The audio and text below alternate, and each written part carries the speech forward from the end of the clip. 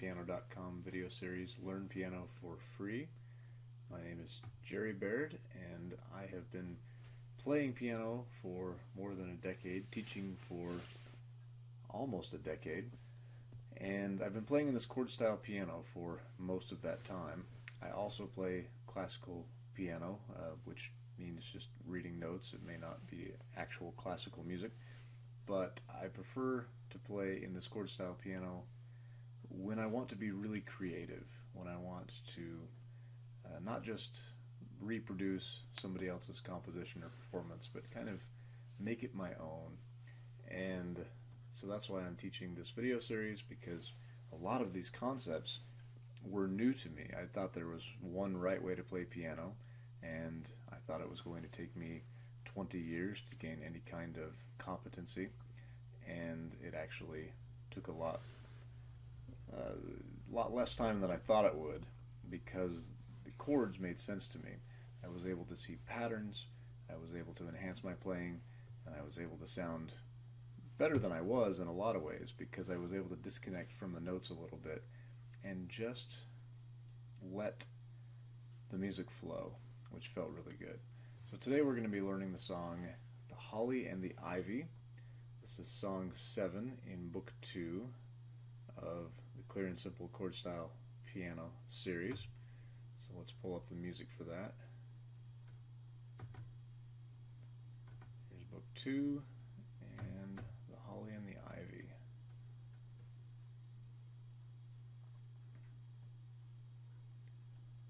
Okay, let's look at our chords.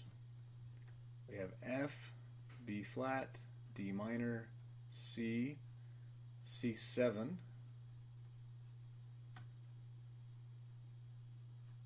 and that's it. So this song is really kind of an almost exact repeat. It's divided into two halves, so you have one part of it and then you pretty much play the same thing again. So let's play a basic version of The Holly and the Ivy, and then we'll talk about how to spice it up a little bit.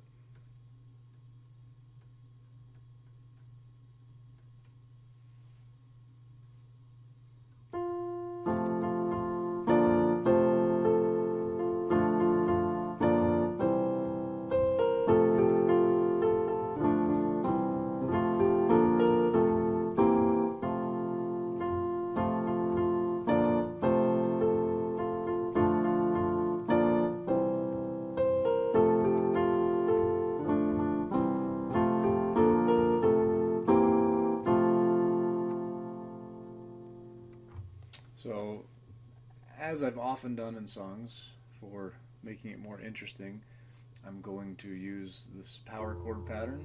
So F, C, F.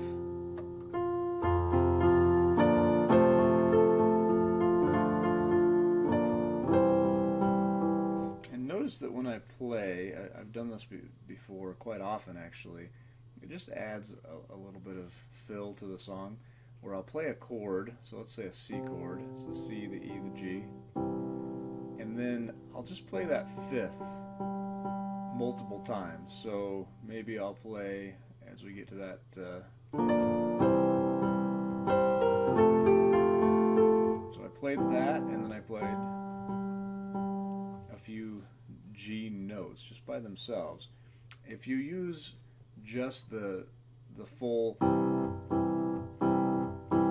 it has a particular sound, and in certain contexts that sound works well. But if you can just play a part of the chord, maybe just a chord note or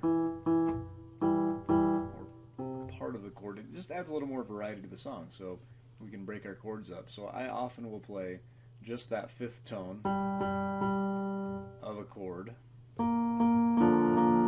whatever it happens to be, wherever my fifth finger happens to be.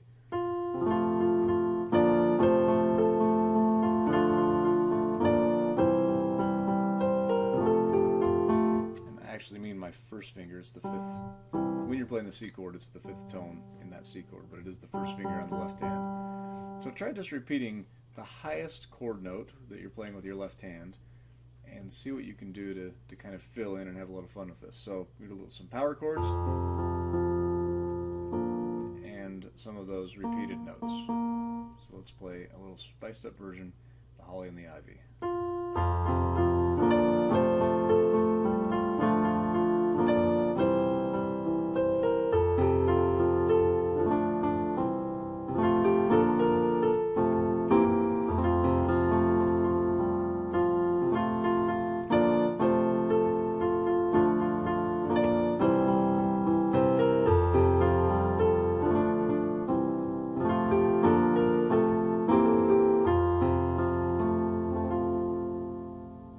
Notice in some spots that I slow down or speed up.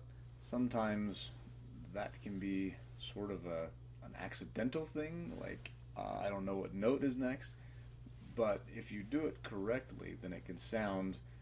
It just adds expression to the song. So instead of playing it like a robot, just you kind of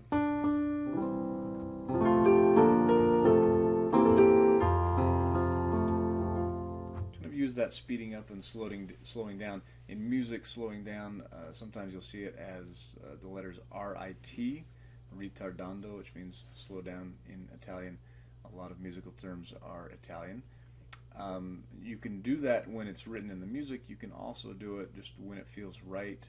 Often at the end of a song or a phrase, it might feel right to just kind of slow things down and use rhythm. You want to keep a steady beat wherever you can. That's kind of the bass rhythm. You don't want to have lots of pauses. It'll sound like you're an amateur player. But if you have a steady beat most of the time, and then periodically you'll vary that tempo just a little bit, it adds expression and feeling to the music, and it's something that comes with practice.